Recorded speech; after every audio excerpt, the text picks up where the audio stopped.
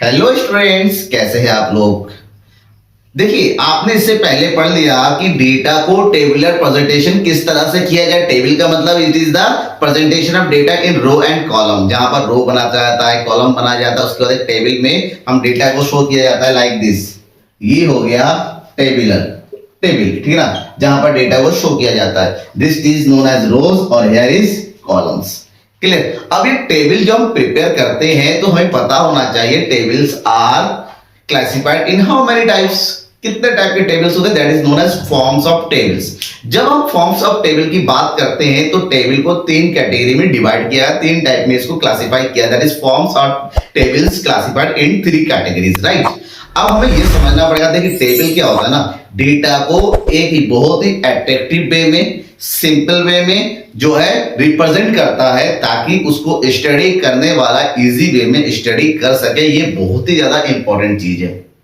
केवल डेटा को कलेक्ट करना ही जरूरी नहीं है, डेटा को रिप्रेजेंट करना उससे भी ज्यादा इंपॉर्टेंट है, ठीक है ना। अब क्या होता है, डेटा को जब रिप्रेजेंट करने जाते हैं तो तीन टाइप के टेबल बनाते हैं। टेबल बनाने का जो क्लासिफिकेशन होता है, सबसे पहले अकॉर्डिंग टू द पर्पस, हमारी पर्पस क्या है, किस पर्पस के हिसाब से हम टेबल बना रहे हैं। According to the originality, data जो है ओरिजिनल रखा जाए या ड्राइव रखा जाए, इसके अकॉर्डिंग। और number third important, that is according to the construction के अकॉर्डिंग, किस तरह से हम बनाते हैं। अब इसको एक एक तरीके से समझिएगा, लास्ट तक समझिएगा, छोड़ के मत जाइएगा। और सबसे इंपॉर्टेंट चीज, क्लास को अपने दोस्तों के बीच में जरूर शेयर कीजिएगा। देखिए, सबसे पहले हम बात करते हैं अकॉर्डिंग टू पर्पस। कोई भी चीज इकोनॉमिक्स में या स्टडीज में जब भी कोई स्टडी करने जाते हैं, हर एक चीज के पीछे उसका एक ऑब्जेक्टिव होता है। We have a objective to study something, study of data. यहां पर डेटा हमारे एक फिक्स ऑब्जेक्टिव के अकॉर्डिंग कलेक्ट किया जाता है। तो जो हमारे ऑब्जेक्टिव है, जब हम अपने ऑब्जेक्टिव को याद रखते, उसको ध्यान में रखते हुए टेबल बनाते हैं, तो वो होता है अकॉर्डिंग टू द पर्पस। अब पर्पस के अकॉर्डिंग टेबल को दो कैटेगरी में बांटा गया है। First is general purpose table और next is special purpose table. General purpose का मतलब क्या होता है, जनरल पर्पस का मतलब होता है कोई स्पेसिफिक पर्पस है ही नहीं, मतलब नॉर्मली डेटा आ गया, एक बस सही तरीके से अरेंज किया। जैसे हमारे पास नंबर आए आपके स्कूल में, ठीक है ना, आपके स्कूल के बच्चों के मार्क्स आ गए। अब बच्चों के मार्क्स आ गए, हमने क्या कर दिया, बच्चों के मार्क्स को अरेंज करना है। सर ने कहा एक काम करो, ये मार्क्स है, इसको सही तरीके से लगाओ। हमने क्या किया, सही तरीके से लगा दिया। First division, second division, third division और फेल वालों के अलग अलग नाम लिख के रख दिया, ठीक है ना, कि ये फर्स्ट डिवीजन है, इधर नंबर ऑफ स्टूडेंट्स हो गया, इतने सारे बजे यहाँ पर टोटल हो गया। तो ये क्या होता है ना, जनरल पर्पस की, नॉर्मली कोई स्पेशल पर्पस ही नहीं है, ठीक है। तो ये हो गया। लेकिन दूसरा होता है जब डेटा को किसी स्पेसिफिक पर्पस के हिसाब से अरेंज किया जाता है, टेबल में रिप्रेजेंट किया जाता है, तो उसको हम स्पेशल पर्पस टेबल के नाम से गाया जाता है। जैसे सर ने कहा कि ऐसे बच्चों की लिस्ट बनाओ जो 90 प्लस मार्क्स लेके आए हैं, ऐसे बच्चों की लिस्ट बनाओ जो मैथ्स में, अकाउंट में, इकोनॉमिक्स में 95 मार्क्स से लेके आए हैं। तो यहां पर क्या होता है, हमारे पास पर्पस है कि हमें 95 प्लस बच्चों के मार्क्स दिखाने हैं, तो ठीक है ना। तो हम क्या बताते हैं कि 90 प्लस कितने स्टूडेंट है, 95 प्लस कितने स्टूडेंट है, 100% वाले कितने स्टूडेंट है, उस हिसाब से टेबल बना जाते हैं, ठीक है ना। तो ये हो गया स्पेशल पर्पस की, 2 स्टूडेंट इसके हैं, 3 स्टूडेंट इसके हैं, 2 स्टूडेंट इसके हैं, तो this is known as special purpose. और ये एक्चुअली में छोटा टेबल होता है, क्योंकि पर्पस के अकॉर्डिंग टेबल बनाते हैं तो बहुत सारी चीजें यहां से छट जाती है, ठीक है ना। तो ये छोटा टेबल होता है। फर्स्ट क्लासिफिकेशन हो गया। अब सेकंड बात करते हैं, समझ में आ गया ना। सेकंड इससे ज्यादा इजी समझना। अब क्या होता है ना, हमारे पास जो डेटा आता है, डेटा या तो जैसा आता है वैसा ही रिप्रेजेंट कर देंगे, खाली एक सही तरीके से, या फिर उसको हम क्या करते हैं, मॉडिफाई करते हैं, अपने अकॉर्डिंग उसको चेंज करते हैं, ठीक है ना। चेंज करने का तरीका मतलब, जैसे हमारे पास मार्क्स आ गए, 100 बच्चों के मार्क्स है, किसी को 50, किसी को 45, किसी को 40, किसी को 60, किसी को 65। अब हम क्या करते हैं, उसको शो करना है। अब अगर हमारे पास कम मार्क्स है, समझिएगा, if we have less number of marks, तो सबसे पहले ओरिजिनल की बात करते हैं। ओरिजिनल का मतलब होता है जैसा डेटा हमारे पास आया, हमने उसमें कोई मॉडिफिकेशन नहीं किया, उसको जैसा आया वैसा ही टेबल में खाली अरेंज करके रख दिया, ठीक है ना। तो वो होता है हमारा ओरिजिनल टेबल। बट अगर हमने मार्क्स को या फिर नंबर को या फिर आइटम्स को या फिर डेटा को क्या किया, हमने मॉडिफाई कर दिया, चेंज कर दिया, और चेंज करते हुए हमने जैसे for example 2 marks, 3 marks, 4 marks, 5 marks, ये हो गया हमारे मार्क्स 6, 7, 8, 9, 10, 11, 12, 13, 14, 15, 16, 17, 18, 19, 20 तक ले लिया कि इसके 2 स्टूडेंट, इसके 3 स्टूडेंट, इसका 1, इसको 4, इसको 2, 3, 1, 2, 1, 1, 1, 2, 3 ऐसे स्टूडेंट है। तो ये ओरिजिनल डेटा हो गया। यहाँ पर डेटा क्या होता है, ओरिजिनल वे में शो करने जाएंगे, लंबा टेबल बन जाता है। लेकिन अगर हम ड्राइव में जाते हैं, हम इसको मॉडिफाई कर देते हैं। अब हमें ऐसा डेटा हम क्या करते हैं, यहाँ पर मार्क्स लेते हैं, इसको क्या करते हैं, मॉडिफाई कर देते हैं। 0 से लेके 5 मार्क्स वाले स्टूडेंट कितने हैं, 5 से लेके 10 मार्क्स वाले, 10 से लेके 15 वाले और 15 से लेके 20 मार्क्स वाले। टेबल से आसान भी होते हैं। यहाँ पर लिखेंगे हम नंबर ऑफ स्टूडेंट, यहाँ से आना है 16 स्टूडेंट, यहाँ से यहाँ तक आएगा, ठीक है ना। 12 स्टूडेंट, यहाँ पर स्टूडेंट आए 8 स्टूडेंट, इसमें आएगा आपका 7 स्टूडेंट। अब देखिए, अब खुद समझिएगा टेबल कौन सा सही है, ओरिजिनल वे में। अगर हमें ओरिजिनल डेटा शो करना है, ओरिजिनल अब कम डेटा है तो ओरिजिनल बनाओ, लेकिन अदरवाइज हम उसको डायरेक्ट कर सकते हैं अपने अकॉर्डिंग कि हमें एक्चुअली में डेटा जब हमें अपने अकॉर्डिंग रिप्रेजेंट करना होता है तब हम ड्राइव टेबल को बनाते हैं। ठीक है, समझ में आ गया, यहां तक क्लियर ना। अब यहां तक तो चलो ठीक है। सबसे इंपॉर्टेंट जो समझ में आना चाहिए वो था अकॉर्डिंग टू कंस्ट्रक्शन। कंस्ट्रक्शन अंकल टेबल जो बनाते हैं, जैसा हमने बनाया, ये सारे सिंपल टेबल बनाए। तो according to the construction table कई तरह के बनते हैं, डबल लाइन वाले, सिंपल सिंगल लाइन वाले, ट्रिपल लाइन वाले, मोर देन ट्रिपल लाइन वाले, कई टाइप के होते हैं। तो ऐसे में कंस्ट्रक्शन के अकॉर्डिंग जो टेबल को बांटा गया है 2 तरीके में। एक होता है सिंपल यानी कि 1 वे टेबल, दूसरा होता है कॉम्प्लेक्स टेबल। कॉम्प्लेक्स और सिंपल में, सिंपल टेबल एक ऐसा टेबल होता है जहां पर सिंगल इंफॉर्मेशन को शो किया जाता है, लाइक दिस।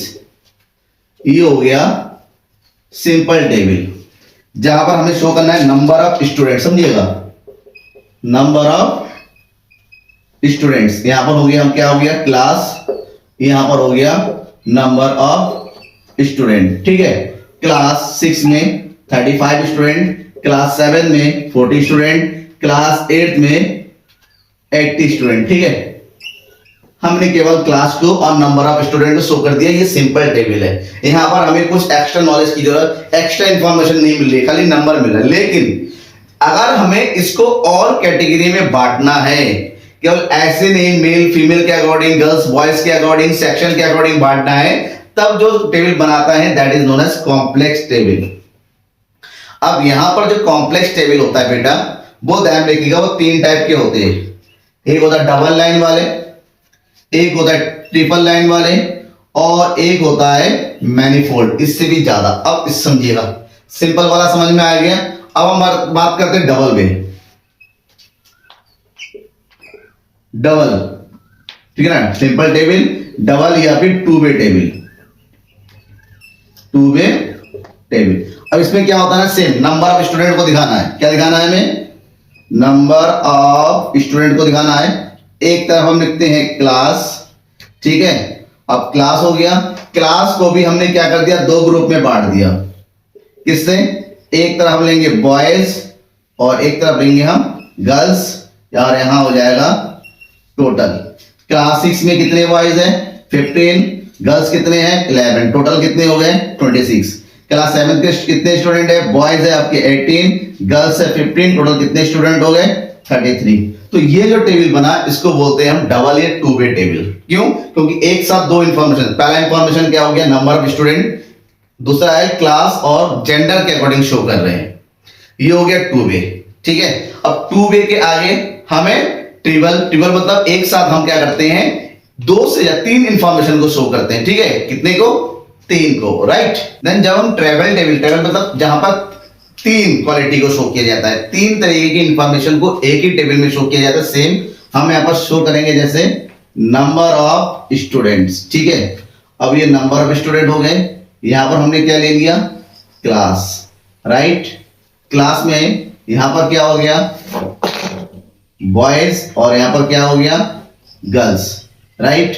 अब बॉयज और गर्ल्स को भी हम कैटेगरी में बांटते हैं।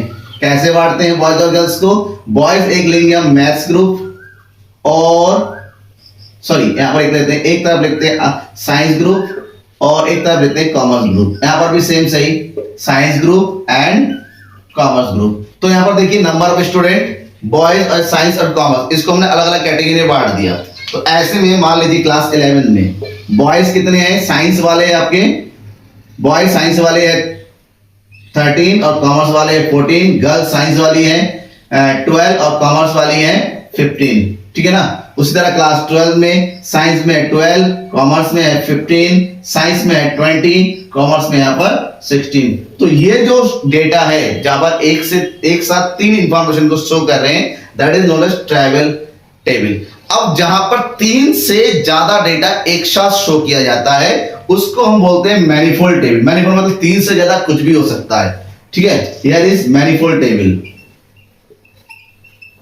मैनिफोल्ड। अब मैनिफोल्ड को समझिए, मैनिफोल्ड का समझिए किस तरह से हो सकता है, जहां पर मान लो पॉपुलेशन को शो करना है, किसको शो करना है, पॉपुलेशन को। अब पॉपुलेशन को शो करेंगे तो कैसे हो जाएगा, पॉपुलेशन शो करेंगे कुछ इस तरह से, ठीक है ना। मान लीजिए यहां पर हो जाएगा हमारा पॉपुलेशन, ठीक है, और यहां पर हो जाएगा हमारे पास एरिया, अकॉर्डिंग टू एरिया, ठीक है। यहां पर हो जाएगा हमारा मेल, यहां हो जाएगा फीमेल, ठीक है। यहां हो जाएगा रूरल और यहां हो जाएगा अर्बन, 1 2 3, और मेल फीमेल की बात हम एक और कैटेगरी में बांट देते हैं, दैट इज लिटरेट और इलिटरेट। सेम वहां पर लिटरेट,